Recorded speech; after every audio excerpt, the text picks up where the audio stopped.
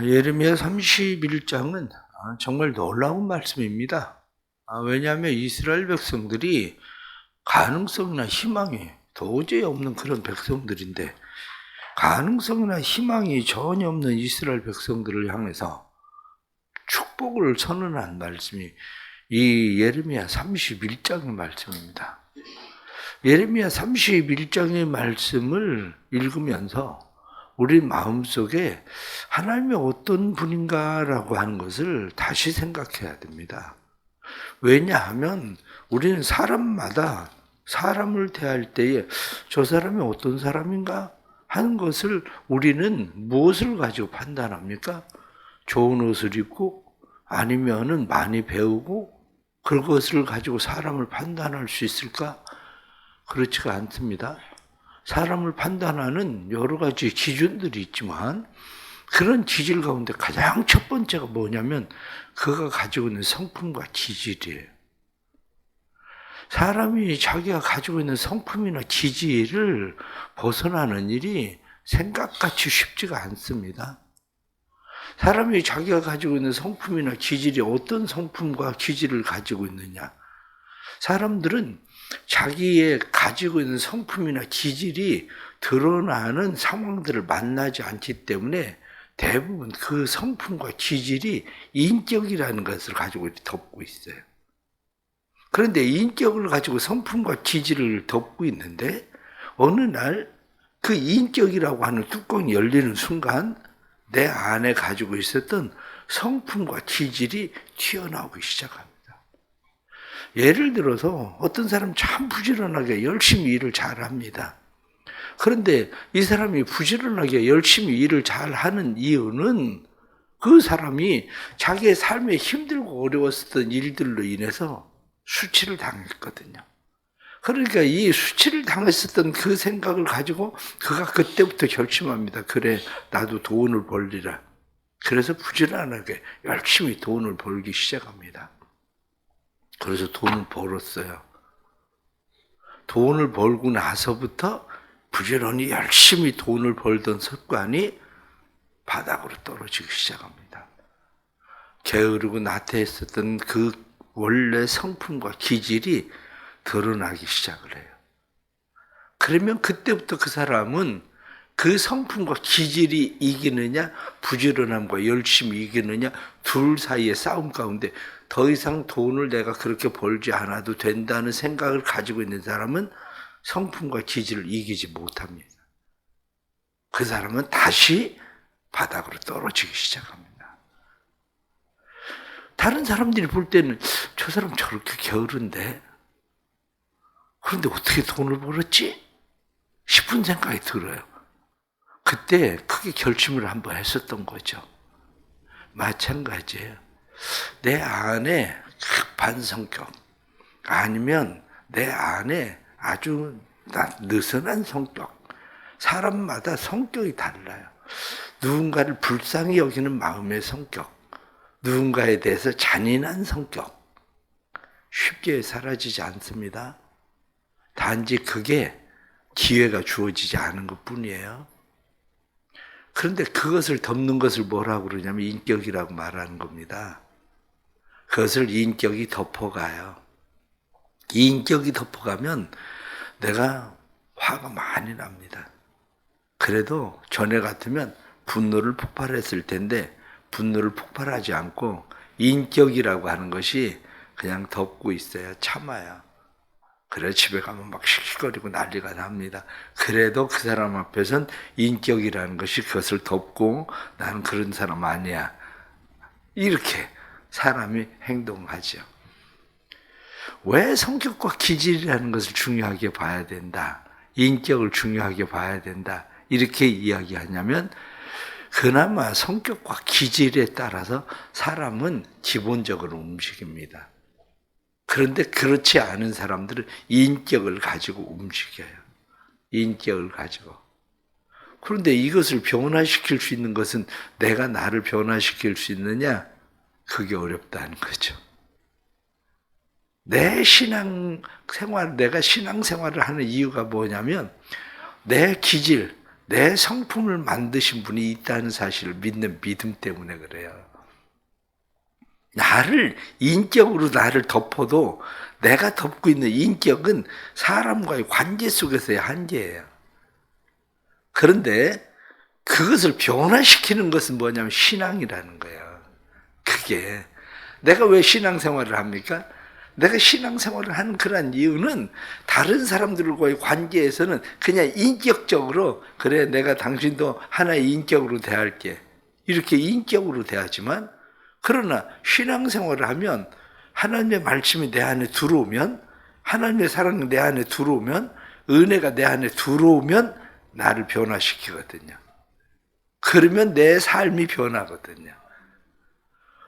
오늘 성경 시작을 하면서 하나님에 대해서 우리가 잘 생각하고 깊이 생각해야 된다라고 말씀을 드리는 이유가 바로 그거예요. 이스라엘 백성들을 보면 도저히 그 백성들을 용서하고 싶은 백성들이 아닙니다. 용서해봐도 저 사람들이 변할까 싶은 그런 백성들이에요. 그럼에도 불구하고 31장에 나타난 말씀은 하나님께서 뭐라고 얘기하냐? 내가 회복시키겠다. 내가 돌아오게 하겠다. 내가 복을 주겠다. 성경은 그렇게 말씀하는 겁니다. 그래서 하나님이 끊임없이 내가 이스라엘로 다시 안식을 얻게 하고 내가 복을 주고 내가 회복시키겠다. 그래서 1절에 나타난 말씀을 보면 여호와의 말씀이니라 그때 내가 이스라엘 모든 종족의 하나님이 되고 그들은 내 백성이 되리라. 그러면서 2절 말씀 하반절에 곧 내가 이스라엘로 안식을 얻게 하러 갈 때에 내가 그들의 하나님인데 내가 그들에게 안식을 얻게 하려고 내가 가겠다. 그래서 그들에게 내가 가면 그들에게 내가 복을 주겠다고 하나님께서는 그렇게 말씀하시죠. 내가 그들을 회복시키겠다. 왜냐? 그들의 소망은 나다. 이렇게 말씀하는 거죠. 여러분들이 마음 가운데 믿어야 되는 것은 나를 회복시킬 수 있는 분은 하나님이라는 믿음이에요. 내가 나를 회복시킬 수 있는 것이 아니라 나를 회복시키시는 분은 하나님. 그런데 우리는 늘 핑계가 많아요. 그 핑계가 뭐냐? 아버지가 신포도를 먹으니 내 이가 시다. 이렇게 말하는 거죠. 오늘 성경 그것을 본문에 나타난 말씀을 보면 29절 말씀에 그때 그들이 말하기를 다시는 아버지가 신포도를 먹었으므로 아들들의 이가 시다 하지 아니하겠고 신포도를 먹는 자마다 그들의 이가 신 것 같이 누구나 자기의 죄악으로 말미암아 죽으리라. 늘 사람들이 핑계를 대거든요. 내가 잘못하고 그 탓을 누구에게 돌리냐? 아버지 탓으로. 아버지 때문에 우리의 가문이 어때서 내가 태어난 게 어때서 내가 태어난 거는 우리 아버지가 가난해서 나도 가난한 거고 우리 아버지가 못 배워서 나도 못 배운 거고 그렇게 사람들은 핑계를 댄다는 거예요. 이스라엘 백성들이 그렇게 핑계를 대지만 너희가 이가 신 이유가 뭐냐? 너희가 신포도주 먹었으니까 그러니까 이가 신 거야. 너희의 죄악 때문에 지금 너희가 이 일을 당하는 건데 이 일에 대해서 회복시킬 수 있는 분은 나야. 이렇게 말씀하는 거죠. 그러면 하나님에 대해서 우리가 생각할 때 하나님이 가지고 있는 기본적인 성품 몇 가지를 말씀을 드리면 가장 첫 번째가 뭐냐면 하나님의 무한한 사랑입니다. 하나님께서 이스라엘 백성들을 사랑하시는데 3절 말씀 보면 옛적에 여호와께서 나에게 나타나 내가 영원한 사랑으로 너를 사랑하였기에 인자함으로 너를 이끌었다 하였노라. 이 말씀을 보면 내가 영원한 사랑으로 너를 사랑하기에 영원한 사랑. 하나님의 성품은 영원한 사랑입니다. 영원한 사랑으로 하나님은 다시는 사랑하지 말아야지. 하나님 끊임없이 이스라엘 백성들을 그렇게 얘기하잖아요. 내가 널 다시는 사랑하지 않겠다. 내가 널 다시는 봐주지 않겠다. 이렇게 하나님은 말씀하시는데도 불구하고 하나님은 그 사랑이 있어요. 무한한 사랑, 영원한 사랑. 그 사랑을 가지고 하나님은 사랑하셔요. 그런데 그것을 잘 알고 있었던 사람이 누구냐면 요나예요. 요나를 하나님께서 니느웨로 보냅니다. 니느웨로 보낼 때 너 가서 이 성 40일 있으면 망한다고 그래라. 그런데 요나가 40일 동안 이 성이 망하나 그러고 지켜보고 있었는데 성이 망하지 않아요. 그러니까 요나가 한 얘기가 무슨 얘기를 합니까? 하나님, 내가 그럴 줄 알았습니다. 하나님 사랑이 많으시고 무한한 사랑과 인자와 인애를 가지고 하나님은 그렇게 하시는 분인데 나한테 가서 망한다고 얘기는 하라고 그래놓고 하나님이 그렇게 안 할 줄 내가 알았습니다. 내가 승질납니다. 요나가 그렇게 얘기하는 거거든요. 요나는 알고 있었어요. 하나님이 나를 보내지만 내가 거짓한 선지자처럼 나만 공칠 거다. 요나는 그걸 알고 있었기 때문에 요나는 하나님 나 안 갑니다.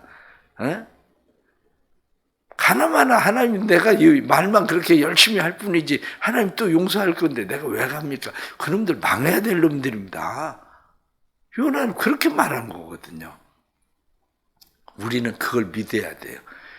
요나가 그걸 믿던 것처럼 사실은 우리가 믿어야 되는 것이 하나님의 이 무한한 사랑, 그 하나님의 사랑을 믿는 것, 이게 우리가 믿어야 될 마음입니다. 두 번째는 우리는 하나님의 약속을 믿어야 됩니다. 하나님의 약속을 믿는다는 것은 오늘 성경 뒤로 본문에 나타난 말씀 보면 31절에 여호와의 말씀이니라 보라 날이 이르리니 내가 이스라엘 집과 유다 집에 새 언약을 맺으리라. 새 언약을 맺는다. 이 언약은 이렇게 말씀합니다. 이 언약은 이렇게 말하면서 32절 말씀에 중간에 내가 그들의 남편이 되었어도 그들이 내 언약을 깨뜨렸습니다. 그런데 하나님께서 33절 말씀에 그러나 그날 후에 내가 이스라엘 집과 맺을 언약은 이러하니 곧 내가 나의 법을 그들의 마음속에 두며 그들의 마음에 기록하여 나는 그들의 하나님이 되고 그들은 내 백성이 될 것이라. 이 말씀을 잘 보십시오. 이 말씀을 보면 우리가 두 가지를 생각하게 됩니다. 두 가지를 생각하게 되는데 하나는 계약이라는 거야. 계약. 계약은 뭐냐? 계약은 사업을 하는 사람들이 끼리 계약을 하잖아요. 내가 얼마를 줄게. 얼마의 사업을 이걸 해줘라. 그럼 그 사람은 알았다. 내가 그거 받고 그거 해주겠다. 근데 계약은 언제든지 깨져요. 계약은 누군가가 한쪽을 속이면 지금 말씀에 나타나는 것처럼 우린 머리가 파뿌리가 될 때까지 그렇게 살겠습니다. 그럼 계약한 거 아니에요. 결혼이라는 계약. 그런데 그거는 서로가 마음이 안 맞으면 언제든지 깨져. 그런데 하나님은 뭐라고 얘기하냐? 난 그런 계약 안 맺고 내가 언약을 맺겠다. 그럼 자식하고 계약 맺고 삽니까? 부모하고 자식하고 계약을 맺고 사는 사람이 어디 있어요? 부모하고 자식은 계약이 아니라 그건 언약이에요, 언약. 그건 내 자식이야. 일방적으로 아들이, 딸이 그 계약을 막 깨도, 언약을 깨도 하나님은 내 자식인 걸 어떡하냐. 이런 거거든요. 하나님도 마찬가지로 우리에게 그렇게 얘기해요. 다른 사람들이 하나님, 저 사람들 왜 저렇게 내버려 두십니까? 그래도 하나님께서 뭐라고 얘기합니까? 내 자식인데 어떻게 하라고. 앞에서도 나오는 말씀을 보면 앞에서도 하나님께서 그들에 대해서 그렇게 이야기합니다. 9절 말씀 하반절 말씀에도 보면 나는 이스라엘의 아버지요 에브라임은 나의 장자니라.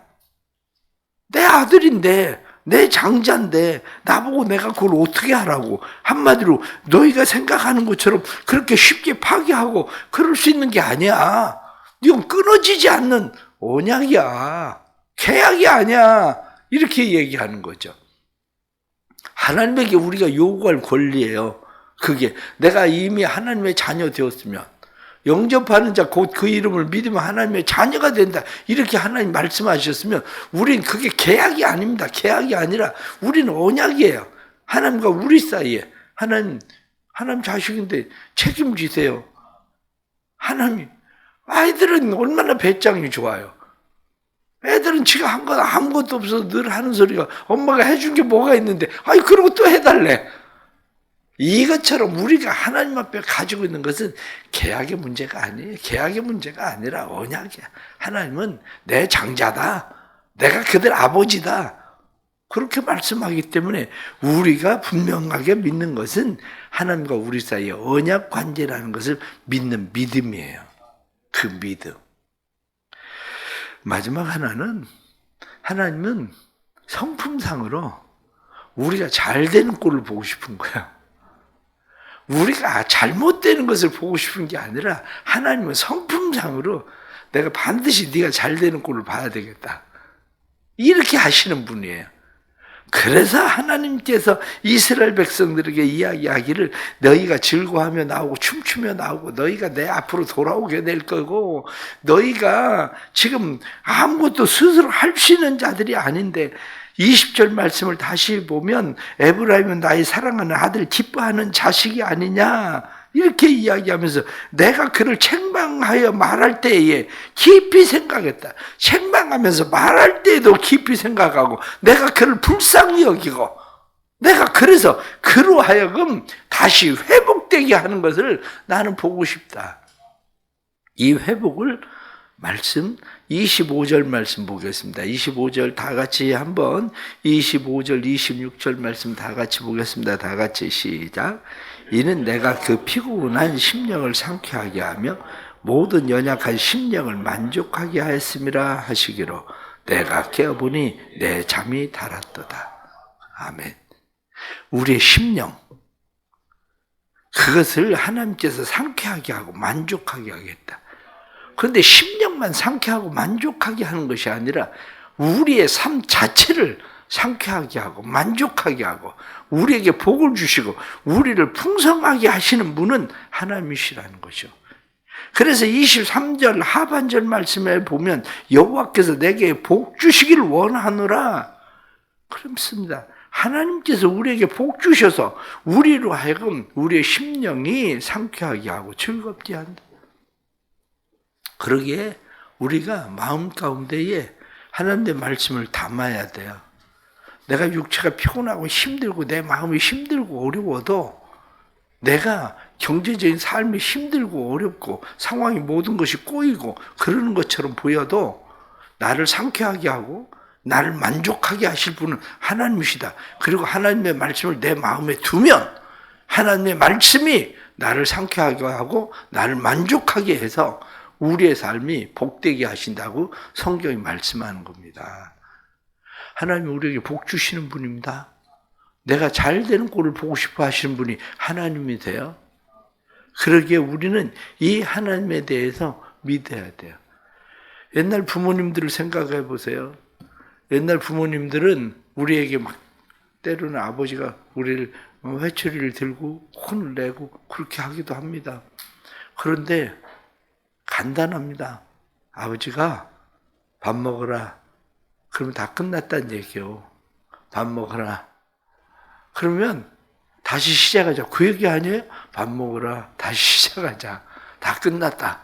네가 뭐 지금 무슨 잘못했든지 나한테 혼을 내고 너무 그렇게 기죽을 거 없어. 밥 먹어. 다시 시작하는 거야.